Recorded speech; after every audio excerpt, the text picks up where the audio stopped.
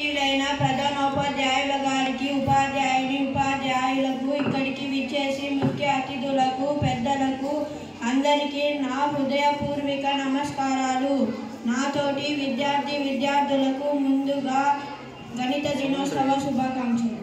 మన భారతదేశపు గణిత శాస్త్ర ప్రతిభా పాటలి శ్రీనివాస రామానుజన్ గారి జీవితం మరియు అసాధారణ కృషిని గుర్తించేందుకు ఇక్కడ సమావేశమయ్యాము. శుద్ధ గణితం తనదైన విధంగా తార్కిక ఆలోచనల కవిత్వం అని ఐన్స్టీన్ గారు చెప్పారు. రామానుజన్ స్వయంభవుడుగా గణిత శాస్త్రాన్ని అభ్యసించి సంఖ్యా సిద్ధాంతం, అనంత శ్రేణులు, విశ్లేషణ, గణితం మొదలైన రంగాలలో సిద్ధాంతాలను ప్రతిపాదించారు. ఆశాదీపాలు పరిమితమైన వనరులతో కూడా మానవ మేధస్సు అసాధారణ విజయాలను సాధించగలదని చాటి చెబుతున్నారు.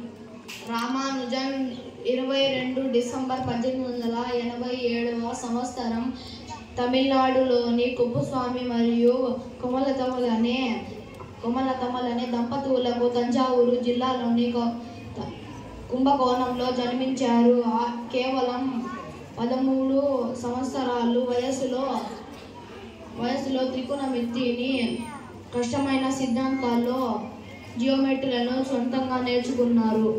1729వ సంఖ్యను రామానుజన్ సంఖ్యగా పిలుస్తారు. తీవ్రమైన అనారోగ్యంతో హాస్పిటల్లో ఉన్నప్పుడు హార్టీతో 1729వ సంఖ్య యొక్క ప్రత్యేకత అప్పజెప్పి ఆయన్ను ఆశ్చర్యచకితుల్ని చేశారు.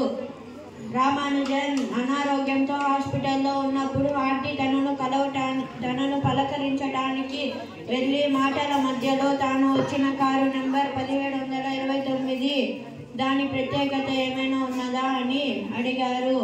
అందుకు రామానుజన్ తడుముకోకుండా ఆ సంఖ్య ఎంతో చక్కని సంఖ్య అని, ఎందుకంటే 2 విధాలుగా 2 గణాల మొత్తంగా వ్రాయబడిన సంఖ్య సమితిలో అతి చిన్న సంఖ్య అని తెలిపారు. 1728 1 cube plus 12 cube 9 cube plus 10 cube. Ramanujan స్వరాష్ట్రమైన తమిళనాడులో ఆయన సాధించిన విజయాలను గుర్తుగా ఆయన జన్మదినాన్ని డిసెంబర్ 22ను రాష్ట్ర సాంకేతిక దినోత్సవంగా ప్రకటించింది. అత్యుతను ఆ గణిత మేధావి శ్రీనివాస రామానుజన్ గారు భారతీయుడు కావడం మనందరికీ గర్వకారణం. ధన్యవాదాలు.